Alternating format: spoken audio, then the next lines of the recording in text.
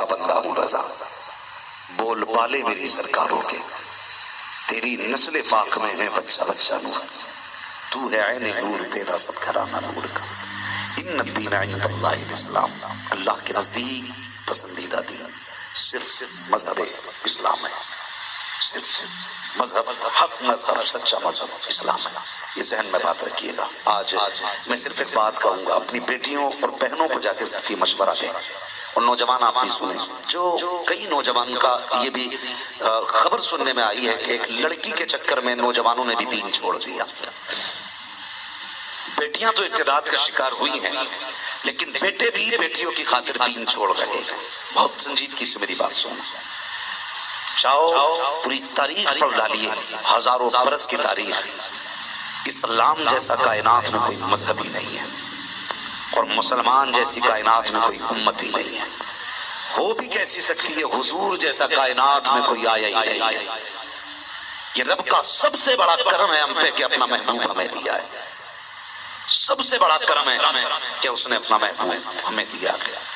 آج جو لوگ نا عشق کو عبادت سمجھ رہے ہیں، محبوب کو خدا کہہ رہے ہیں، کچھ گانے کچھ غزلیں ایسی چلی جنہوں نے ایمان کا جنازہ نکال دیا، کئی بار تو سجدوں تک کی باتیں آ گئی، اور لوگ کہتے ہیں کہ عبادت محبت ہے۔ بہت غور سے میری بات سننا، محبت عبادت ہے اور عبادت محبت ہے۔ بہت سنجیدگی سے میری بات سمجھیے گا نوجوانوں، عشق میں لذت ہے، پیار میں لذت ہے، یہی وجہ ہے کہ لوگ اس کی طرف ٹوٹتے ہیں، کیونکہ اس کی لذت اور اس کا نتیجہ ہمارے سامنے ہوتا ہے۔ ہم خدا سے دور کیوں بھاگتے ہیں، عبادت سے دور کیوں بھاگتے ہیں؟ کیونکہ اس کا نتیجہ ہمیں قیامت میں دکھائی گا۔ یہ فطرت انسان کی جو چیز دکھتی ہے اس کی طرف دوڑتا ہے، جو چیز دکھتی نہیں ہے اس پہ اعتماد کم کرتا ہے بندہ۔ اعلیٰ حضرت نے کیا کہا تھا، جان دے دو وعدے دیدار پر، نقد اپنا دام ہو ہی جائے گا، بے نشانوں کے نشان مٹتے نہیں، مٹتے مٹتے نام ہو ہی جائے گا، مٹتے مٹتے نام ہو ہی جائے گا، ہو ہی جائے گا۔ اے رضا ہر کام کا ایک وقت ہے، دل کو بھی آرام ہو ہی جائے گا، ہو ہی جائے گا۔ اس لیے ہم دور ہوئے کہ ہمیں اس کا نتیجہ سمجھ میں نہیں آیا، ہم نے دین اس لیے چھوڑ دیا کہ محبوب کی باغیں ہمارے سامنے تھی، اس کی زلفوں کے سائے سامنے تھے، اس کی باغوں کی خوشبو ہماری مشام جا کو معطر کر رکھی تھی، اور تو کیا جانے خدا کی قسم اس کی زلفوں کی خوشبو میں وہ مزہ نہیں ہے جو محمد کی زلفوں سے آنے والی خوشبو۔ سبحان اللہ سبحان اللہ سبحان اللہ۔ تجھے کس نے بتا دیا کہ اس کے پہلو میں بیٹھ کر کے سکون ملتا ہے؟ اور یار تیرا نبی وہ ہے کہ جس کی امت میں پیدا ہونے کی نبی حضرتیں کرتے رہے، زندہ باد دیا کو حضرت رہی ہے، اور تو اسے چھوڑ کے ادھر چلا، تجھے پتا نہیں تھا کہ تیرے لیے جنت کتنی پیاری بنائی گئی، اگر تو نے نافرمانی کی تو دوزخ کا عذاب کتنا سخت بنایا گیا۔ اور یار ڈر اللہ کے عذاب سے، ٹھوکر مار دے اس حسن کو، اس کی اوقات کیا ہے؟ خدا کے لیے قسم خدا کی اس دنیا کے حسن کو ٹھکرا دو، اگر خدا کے لیے تم نے دنیا کا حسن ٹھکرایا، جان بات میں نکلے گی، حوروں کا انتظام پہلے کر دیا جائے گا۔ ماشاءاللہ ماشاءاللہ۔ کیوں ڈرتے ہو تم؟ ایک لڑکی کے چکر میں ہم دین چھوڑ بیٹھے، لڑکی کے چکر میں ہم اسلام سے پھر گئے، اسلام سے پھر گئے۔ دین کیا ہے، اسلام کیا ہے، تجھے کیا پتا؟ ذرا غور کرنا پیارے، جب مسلم شہزادوں کو خیروں نے قید کیا تھا، ایمان چھیننے کے لیے کون سا ستم نہ کیا گیا؟ ایسے ایسے بہادر جنرل موجود تھے جن کا ایمان چھین کر کے وہ چاہتے تھے اگر یہ ہماری جماعت میں آگئے نا تو ہماری فوج کو بڑا اچھا جنگجو مل جائے گا، بڑا سپہ سالار مل جائے گا۔ بہت ستم کیے گئے، اتنے ستم کیے گئے کہ آج زمین کانپ جاتی، ہم تو پھٹ جاتے، کلیجے پھٹ جاتے، ان کی کھالیں جلائی گئی، ان کے جسم کو انگاروں پر دہکایا گیا، لیکن پھر بھی دین نہیں چھوڑا۔ لیکن راستے ایسے بھی نکالے گئے کہ کچھ کو کھولتے ہوئے تیل میں ڈالا گیا تاکہ ڈر کے اپنا مذہب چھوڑ دے. اللہ اکبر. پھر نتیجہ یہ ہوا ایک جوان کو بچایا گیا. اگر تفصیل سے بات کروں بڑا وقت چاہیے. کہنے لگا وزیر بادشاہی سے میرے حوالے کر دو. کہا کیوں؟ کہا یہ سب سے زیادہ حسین ہے اور اجازت دیں تو اس کا ایمان میں چھین سکتا ہوں. اس نے کہا کیسے؟ کہا میرے حوالے کیجئے، یہ بڑا حسین ہے اور خدا نے مجھے بڑی خوبصورت بیٹی دی ہے. جب اتنا سنا نا اس نے کہا ٹھیک ہے چل تیری مرضی ہے. دے دیا گیا. اس شہزادہ اس کو لے کے آیا، اپنے گھر کے اندر رکھا. بیٹی کو بلایا. کہنے لگا شہزادی تجھے خدا نے بڑا حسن دیا ہے، تجھے کام کرنا ہے. کہا کیا؟ کہا ایک نوجوان لایا ہوں، تجھے صرف اس کا ایمان چھیننا ہے. غور سے سنے جو 6 گھنٹے کالج اور اسکولوں کے آگے بیٹھ کے نالیوں کی بدبو سونگا کرتے ہیں اور کسی غیر کے چکر میں اپنے ایمان کا جنازہ نکال دیتے ہیں، اپنے ایمان کا جنازہ.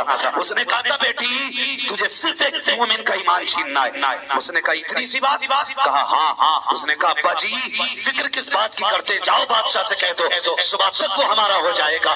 کہا بیٹی اتنے وثوق کے ساتھ کیسے کہتی ہے؟ بچی نے کہا تھا ابا تم نہیں جانتے ہو، جب میں نقاب ڈال کے گزرتی ہوں نا تو بڑے بڑے شہزادے راہوں میں کھڑے رہتے ہیں. میرے چہرے کی ایک جھلک پانے کے لیے کتنے لوگ راستے میں لڑ جاتے ہیں تاکہ میرے چہرے کے حسن کی ایک جھلک دکھائی دے جا.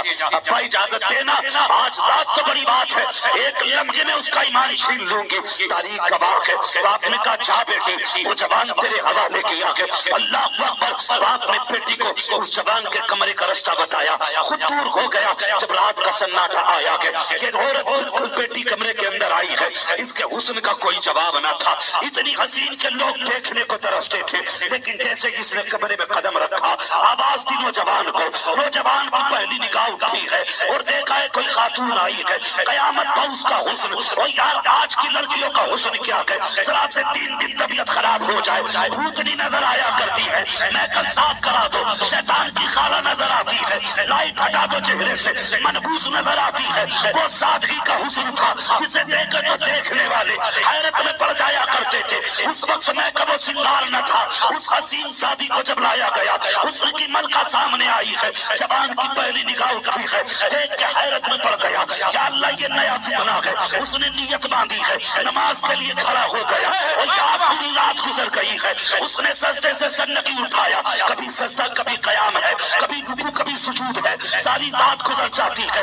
وہ لڑکی سوچتی رہی یہ کیا معاملہ ہے، یہ کون سا مرد ہے. میرے لیے تو بڑے بڑے حسین راہوں میں کھڑے رہتے ہیں، لیکن یہ کیسا جوان ہے، مڑ کے نہیں دیکھتا ہے. اللہ اکبر. پوری رات گزر جاتی ہے. پلٹ کے نا امید بیٹی واپس گئی. باپ نے کہا بیٹی بتا تو صحیح کیا تم مقصد میں کامیاب ہو گئی؟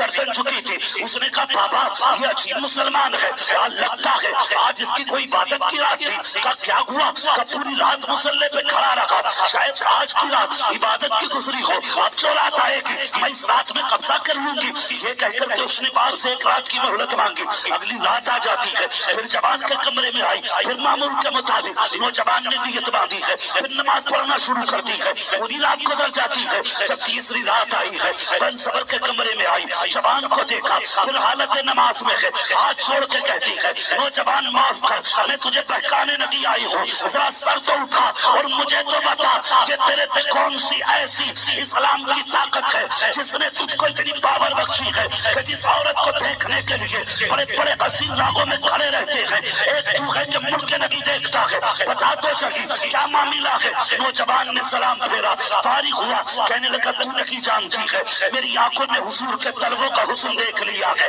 اب تیری طاقت نہیں ہے جو میری نظروں کی حیا چھین سکے. اللہ اکبر. المختصر یہ کہ بچی نے فیصلہ یہ کیا. اور بتا تو صحیح اگر اسلام کا ماننے والا اتنا سچا ہو سکتا ہے تو جو اسلام لے کے آیا ہوگا وہ کتنا سچا ہوگا. کا ایمان لوٹنے نہیں آئی. اب تک تو میں چاہتی تھی تجھے اپنا بنا لوں، لیکن تیرے کردار نے مجھے اپنا بنا لیا ہے. اور میں کہہ رہی ہوں جب تک بکے نہ تھے تو کوئی پوچھتا نہ تھا، تم نے خرید کر ہمیں انمول کر. نعرہ تکبیر، نعرہ رسالت، حضرت علامہ مفتی حماد رضا صاحب قبلہ، نعرہ رسالت. سبحان اللہ.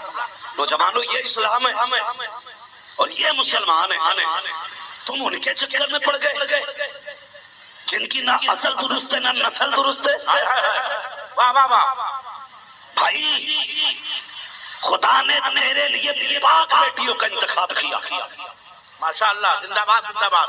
اور بیٹیوں کے لیے پاک مردوں کا انتخاب کیا. تیرے لیے جو خدا نے بیٹے کا انتخاب کیا نا، اس کی زبان بھی پاک رکھی ہے رب نے، اس کا بدن بھی پاک رکھا ہے رب نے. اور تم میری قوم کی بیٹیاں اپنا لائف پارٹنر اس کو چنے جس کے یہاں پہ شراب اور پیشاب شاک رو. اور میری قوم کی بیٹی تیرے لبوں کے لیے زمزم بنایا گیا تھا. تو کنیز فاطمہ زہرا ہے.